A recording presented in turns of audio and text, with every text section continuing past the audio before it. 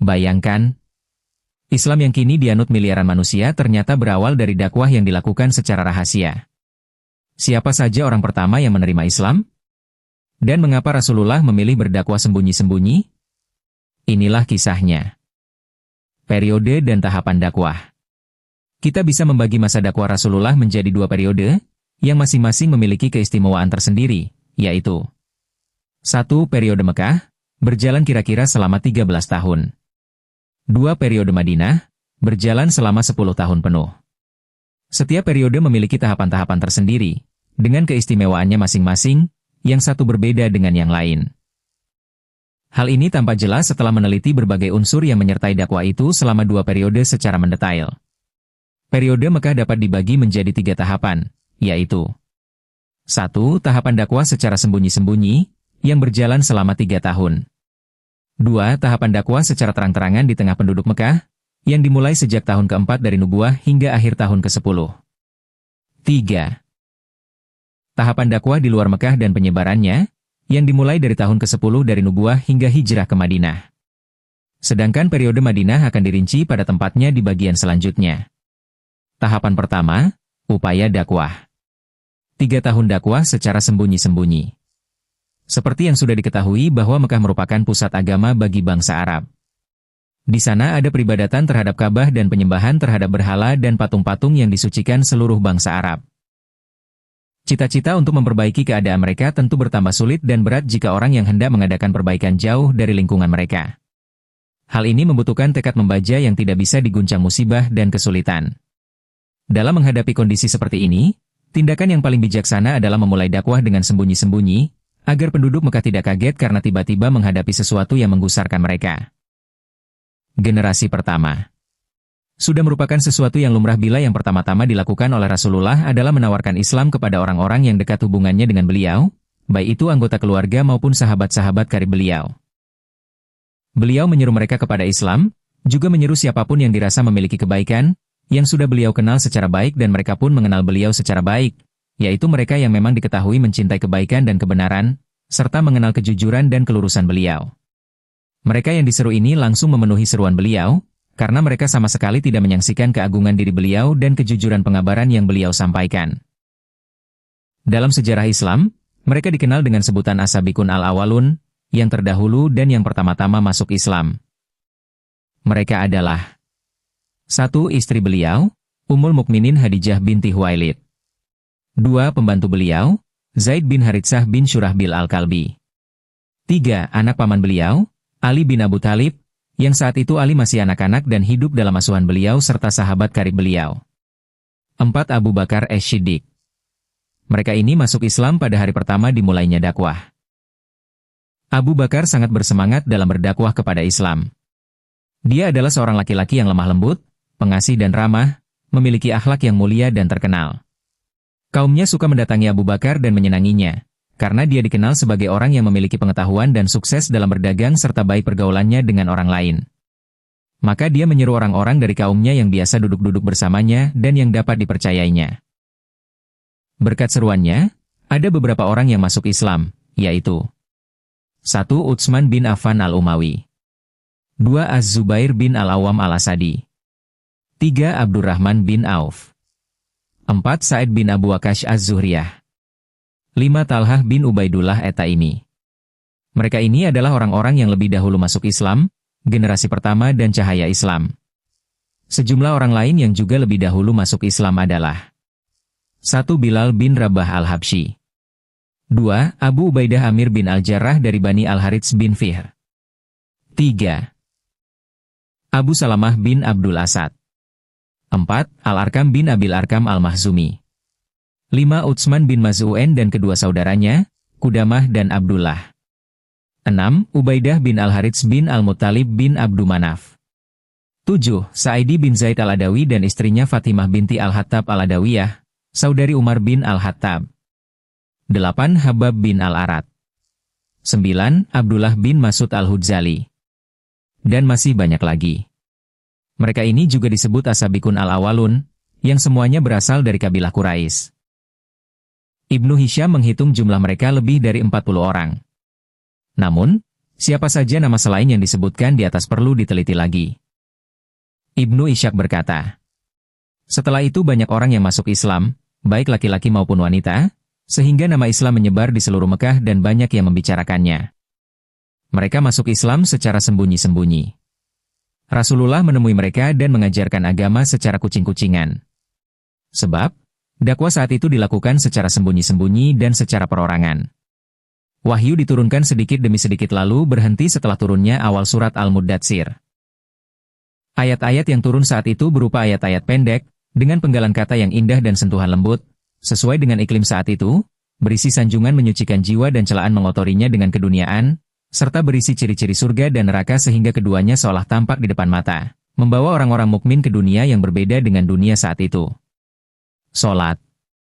Di antara wahyu yang pertama-tama turun adalah perintah salat. Muqatil bin Sulaiman berkata, Allah mewajibkan sholat 2 rakaat pada pagi hari dan 2 rakaat pada petang hari pada masa awal Islam. Berdasarkan firman Allah.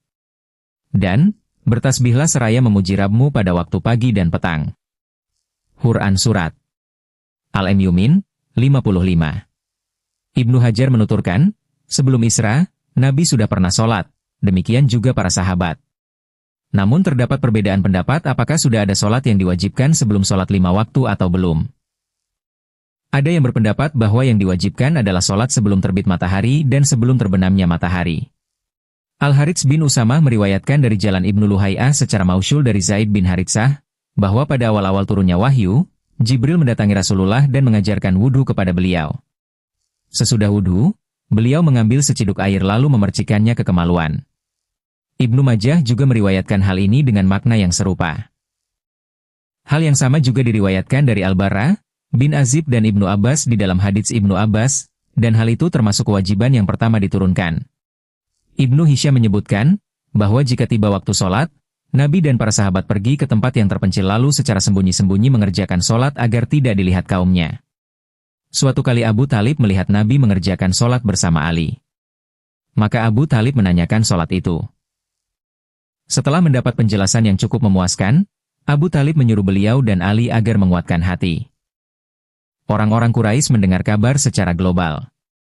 Setelah melihat beberapa kejadian di sana-sini, ternyata dakwah Islam sudah didengar orang-orang Quraisy pada tahapan ini, sekalipun dakwah itu masih dilakukan secara sembunyi-sembunyi dan perorangan. Namun, mereka tidak ambil peduli. Muhammad Al-Ghazali menuturkan, kabar tentang dakwah Islam ini sudah mulai menyebar di kalangan orang-orang Quraisy, namun mereka tidak ambil peduli. Sebab, mereka mengira bahwa Muhammad hanyalah seorang di antara mereka yang peduli terhadap urusan agama, yang suka berbicara tentang masalah ketuhanan dan hak-haknya. Seperti yang biasa dilakukan Umayyah bin Esyalat, Qus bin Saidah, Amr bin Nufail dan orang-orang yang lain. Tetapi, lama-kelamaan ada pula perasaan khawatir yang mulai menghantui mereka karena pengaruh tindakan beliau. Oleh karena itu mereka mulai menaruh perhatian terhadap dakwah beliau. Selama 3 tahun dakwah masih dilakukan secara sembunyi-sembunyi dan perorangan. Selama jangka waktu ini telah terbentuk sekelompok orang-orang mukmin yang senantiasa menguatkan hubungan persaudaraan dan saling bahu-membahu. Penyampaian dakwah terus dilakukan hingga turun wahyu yang mengharuskan Rasulullah menampakkan dakwah kepada kaumnya, menjelaskan kebatilan mereka, dan menyerang berhala-berhala sesembahan mereka. Tahapan kedua. Dakwah secara terang-terangan. Perintah pertama untuk menampakkan dakwah. Sehubungan dengan hal ini, ayat pertama yang turun adalah firman-Nya. Dan berilah peringatan kepada keluargamu yang terdekat. Asy-Syu'ara 214. Terdapat jalur cerita sebelumnya yang menyinggung kisah Musa alaihi salam dari permulaan kenabiannya hingga hijrahnya bersama Bani Israel, lolosnya mereka dari kejaran Fir'aun dan kaumnya serta tenggelamnya Fir'aun bersama kaumnya. Kisah ini mengandung beberapa tahapan yang dilalui oleh Musa alaihi salam dalam dakwahnya terhadap Fir'aun dan kaumnya agar menyembah Allah. Rincian ini seolah-olah dipaparkan seiring dengan perintah kepada Rasulullah agar berdakwah kepada Allah secara terang-terangan, sehingga di hadapan beliau dan para sahabatnya terdapat contoh dan gambaran yang akan dialami oleh mereka nantinya, yaitu pendustaan dan penindasan ketika mereka melakukan dakwah tersebut secara terang-terangan. Demikian pula, agar mereka mawas diri dalam melakukan hal itu dan berdasarkan ilmu sejak awal memulai dakwah mereka tersebut. Di samping itu, surat tersebut juga berbicara mengenai nasib yang akan dialami oleh pendusta-pendusta para rasul, di antaranya sebagaimana yang dialami oleh kaum Nabi Nuh, kaum Ad dan Samud, kaum Nabi Ibrahim, kaum Nabi Lut serta Asyabul Aikah, selain yang berkaitan dengan Fir'aun dan kaumnya. Hal itu semua dimaksudkan agar mereka yang melakukan pendustaan mengetahui bahwa mereka akan mengalami nasib yang sama seperti nasib kaum-kaum tersebut dan mendapatkan pembalasan dari Allah bila melakukan hal yang sama. Demikian pula, agar kaum mukminin tahu bahwa kesudahan yang baik dari itu semua akan berpihak kepada mereka bukan kepada para pendusta tersebut. Berdakwah di kalangan kaum kerabat. Setelah menerima perintah dalam ayat tersebut, Rasulullah mengundang keluarga terdekatnya, Bani Hashim. Mereka datang memenuhi undangan itu disertai oleh beberapa orang dari Bani Al-Muttalib bin Abdu Manaf. Mereka semua berjumlah sekitar 45 orang laki-laki. Namun, tatkala Rasulullah ingin berbicara, tiba-tiba Abu Lahab memotongnya sembari berkata, "Mereka itu yang hadir adalah paman-pamanmu, anak-anak mereka, bicaralah dan tinggalkanlah masa kanak-kanakan. Ketahuilah bahwa kaummu tidak memiliki cukup kekuatan untuk melawan seluruh bangsa Arab. Akulah orang yang berhak membimbingmu. Cukuplah bagimu suku-suku dari pihak ayahmu. Bagi mereka, jika engkau ngotot melakukan sebagaimana yang engkau lakukan sekarang, adalah lebih mudah daripada bila seluruh suku Quraisy bersama-sama bangsa Arab bergerak memusuhimu. Aku tidak pernah melihat seseorang yang datang kepada suku-suku dari pihak bapaknya dengan membawa sesuatu yang lebih jelek dari apa yang telah engkau bawa ini." Rasulullah hanya diam dan tidak berbicara pada majelis itu. Kemudian beliau mengundang mereka lagi, dan berbicara. "Alhamdulillah, aku memujinya, meminta pertolongan, beriman serta bertawakal kepadanya. Aku bersaksi bahwa tiada ilah yang berhak disembah selain Allah semata, tiada sekutu baginya." Selanjutnya beliau berkata, "Sesungguhnya seorang pemimpin tidak mungkin membohongi keluarganya sendiri. Demi Allah yang tiada ilah yang berhak disembah selainnya. Sesungguhnya aku adalah utusan Allah yang datang kepada kalian secara khusus, dan kepada manusia secara umum. Demi Allah, sungguh kalian akan mati sebagaimana kalian tidur dan kalian akan dibangkitkan sebagaimana kalian bangun dari tidur. Sungguh kalian akan dihisab, diminta pertanggungjawabannya, terhadap apa yang kalian lakukan. Sesungguhnya yang ada hanyalah surga yang abadi atau neraka yang abadi." Kemudian Abu Talib berkomentar, "Alangkah senangnya kami membantumu, menerima nasihatmu, dan sangat membenarkan kata-katamu. Mereka, yang merupakan suku-suku dari pihak bapakmu telah berkumpul. Sesungguhnya aku hanyalah salah seorang dari mereka, namun aku adalah orang yang paling cepat menanggapi apa yang engkau inginkan. Teruskan apa yang telah diperintahkan kepadamu.